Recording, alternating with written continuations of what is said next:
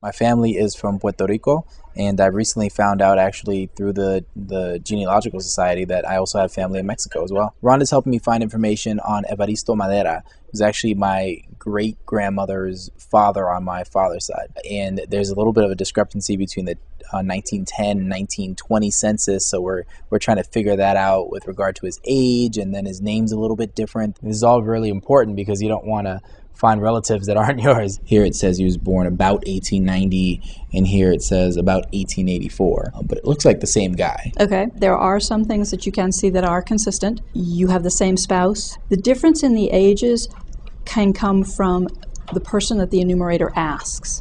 Okay. He doesn't always have to talk to somebody who knows. If one of the children answers the door, he can ask, how old's daddy? So that's where you get a difference. And really 6 years, not a huge difference. I've seen it go as big as 15 years in some instances.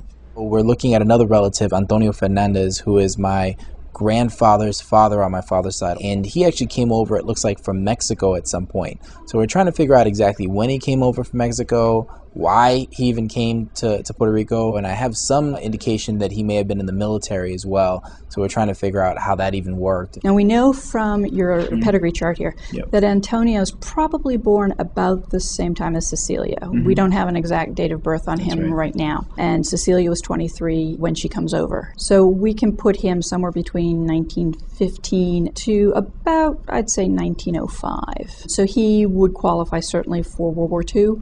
As well as the Korean War. He's not born in Puerto Rico. He's not part of the U.S. That's right. He's got to get naturalized at some point. And the naturalization records are going to usually give you when he came into the country, which would help pin down when he actually ends up in Puerto Rico. Okay. Just getting an understanding of who I am as it relates to my ancestors and all they've done so I can actually be where I am right now, I think is really interesting. I think it gives me a better sense of self and then also my place in the world, too.